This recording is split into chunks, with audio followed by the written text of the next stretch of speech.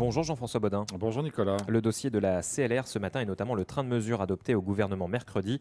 Pour en parler, vous recevez la secrétaire générale de la section fonction publique de l'UTCFE-CGC. Fabienne Cadoca, bonjour. Bonjour. Et merci d'avoir accepté notre invitation pour revenir sur ce dossier de la CLR qui suscite toujours beaucoup d'inquiétudes. L'état de santé financière de la caisse locale des retraites suscite de l'inquiétude. Alors des heures de discussion entre partenaires sociaux avec le gouvernement au sein du COPIL de la CLR pour aboutir finalement à cet avant-projet de loi du pays adopté au gouvernement hier. On va évidemment détailler quelques-unes des mesures qui sont à l'intérieur, mais est-ce que vous êtes satisfait de l'ensemble de ce travail et du résultat qu'il a donné ? Alors on va dire qu'on aurait aimé ne pas avoir ces mesures à prendre, mais il fallait les prendre. On est satisfait dans le sens où on a pu limiter, on va dire, on a limité la casse par rapport au premier projet qui avait été proposé. C'est-à-dire que c'est des mesures qui ont été discutées pendant de longs mois, qui ont été ajustées ? Ah oui, ben là, depuis l'année dernière, ça fait pratiquement un an qu'on est sur ces mesures, entre l'acte 1 et l'acte 2, où l'acte 1, il y a eu un peu un passage en force de la part du gouvernement.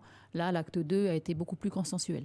Avant de revoir le détail de ces mesures, est-ce qu'on peut dresser un état des lieux de la caisse aujourd'hui ? Où est-ce qu'elle en est financièrement et quelles sont les craintes de cessation de paiement à court ou moyen terme ? Alors là, aujourd'hui, si les employeurs payent, etc., la caisse, le régime de la caisse peut perdurer jusqu'au second trimestre 2024. Donc c'est pour ça qu'il fallait absolument prendre des mesures, etc., pour pouvoir permettre à la caisse d'avoir un horizon de viabilité sur le long terme. Sur le long terme, on ne sait pas encore trop jusqu'à quand ces mesures permettront d'avoir un peu d'air. D'après l'acte 2, d'après l'étude du cabinet de l'actuaire, en tout cas, normalement, entre l'acte 1 et l'acte 2, on est censé repousser l'échéance en 2046.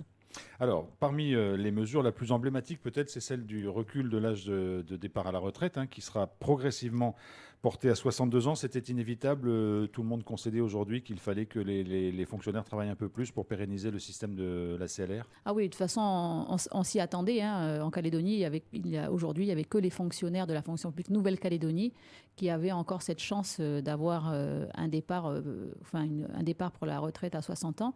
Donc ça, on s'y attendait. Par contre, où on n'était pas favorable, c'était que le gouvernement avait proposé au départ un étalement sur 4 ans. Donc les syndicats avaient demandé sur 8 ans. On a coupé la poire en deux, on s'est mis d'accord sur 6 ans. Donc ça veut dire qu'à partir du 1er janvier 2030, après une augmentation de 4 mois par année, ce sera un départ effectif à la retraite à 62 ans. C'est ça. Aujourd'hui, il est fixé à 60 ans, mais à quel âge partent les fonctionnaires en retraite Alors aujourd'hui, on est à une moyenne de 59,6 ans.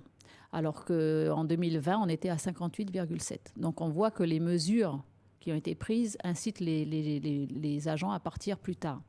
Il y a une autre mesure sur laquelle on va revenir parce que c'est un débat qui anime souvent.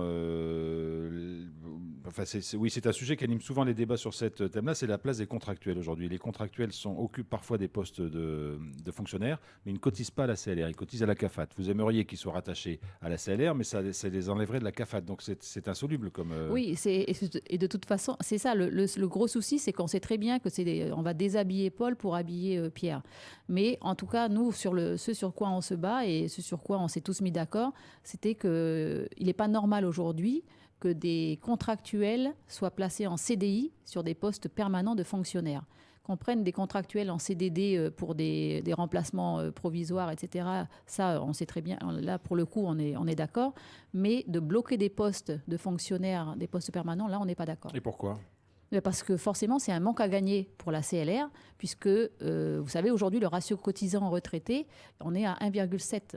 Il faudrait que ce ratio cotisant-retraité augmente, et pour l'augmenter, il faut forcément recruter. Et pour recruter, il faut prendre des fonctionnaires plutôt que des contractuels en CDI. Mais vous le savez bien, Fabienne Cadoca, on regarde aussi un petit peu en avance. Si aujourd'hui on recrute des fonctionnaires, ils arriveront eux aussi un jour à la retraite et il faudrait qu'ils soient vraiment remplacés pour être sûr que le régime soit pérenne. Sinon, on va se retrouver dans les mêmes difficultés dans quelques années. Oui, c'est ça. Mais c'est pour ça qu'on ne veut pas non plus augmenter un ratio de cotisants-retraités qui était de 8 à l'époque. Il y avait 8 cotisants pour un retraité. En tout cas, il faudrait moins, là aujourd'hui on est à 1,7, l'idéal serait d'arriver à 2,5. Et après, il faut à nous, en travaillant ensemble, de maintenir ce ratio cotisant-retraité. Quelles sont les autres mesures que vous retenez de cet avant-projet de loi du pays et qui vous semblent aller dans le bon sens ? Eh bien, les mesures qui vont dans le bon sens, c'est déjà surtout le fait d'avoir décalé ce départ à 62 ans sur 6 ans plutôt que sur 4 ans. Après, il y a les cotisations qui sont possibles quand vous partez en disponibilité, ça sera possible de cotiser encore pour permettre à des agents de pouvoir... après, c'est une surcotisation, ça coûte extrêmement cher, mais au moins, ça permet à des agents qui partent en dispo de pouvoir continuer à cotiser pour leur retraite. Ça, ce sont des mesures qui sont plutôt favorables. Et puis bien sûr, la contribution qui est demandée aux employeurs de 10% quand ils embauchent des personnes en CDI sur des postes permanents de fonctionnaires. Quand ils embauchent des contractuels pour des contractuels, excusez-moi.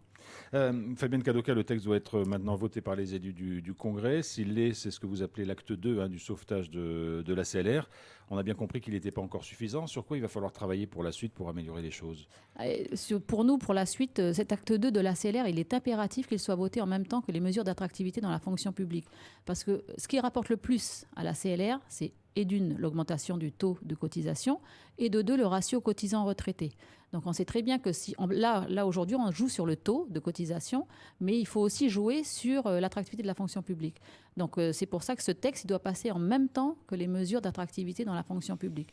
Et donc, vous savez où en sont les textes en préparation sur l'attractivité de la fonction publique? Ils vont passer ils passent en même temps. Donc après, il y aura d'abord les textes sur la loi de pays qui vont partir pour un avis au Conseil d'État.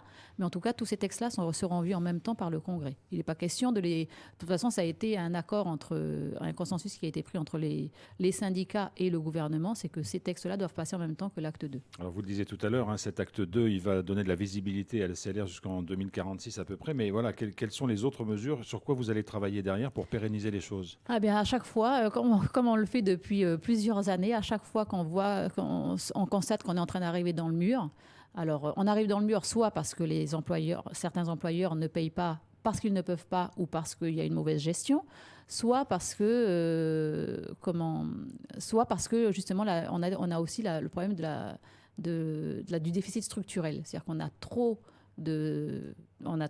paye trop les retraités par rapport à ce qui rentre. Donc du coup, à chaque fois, quand on voit qu'on arrive... Mais est-ce qu'il y aura un moyen de ne pas arriver dans le mur et d'anticiper les choses suffisamment tôt? Forcément, si on veut un moyen, c'est soit mettre une recette fiscale sur la CLR, soit augmenter les taux de cotisation et puis augmenter le taux de cotisants retraités. Alors, l'augmentation du taux de cotisation a été faite dans l'acte 1 déjà. Oui, c'est pour ça, elle a été faite dans l'acte 1 et cette augmentation a été faite très rapidement parce qu'on allait se retrouver dans le mur très rapidement du fait des impayés. Alors, vous évoquez justement ces impayés. Ils représentent quelle part aujourd'hui à peu près dans le chiffre d'affaires de la CLR? Au niveau des CH, c'est 2 milliards. CH établissement hospitalier. Oui, c'est établissement hospitalier. C'est 2 milliards qui ont été comblés là grâce à l'aide de l'État. Et au niveau des communes et de la provinciale, c'est à peu près 150 millions qui ne sont pas payés aujourd'hui. Et s'il n'y avait pas d'impayés, la caisse serait équilibrée?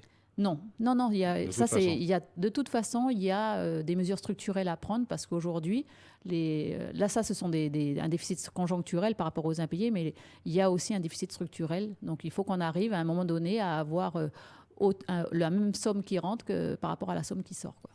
Fabienne Cadoca, secrétaire générale de la section fonction publique de l'UTCFE-CGC, merci beaucoup d'avoir été avec nous ce matin. Merci.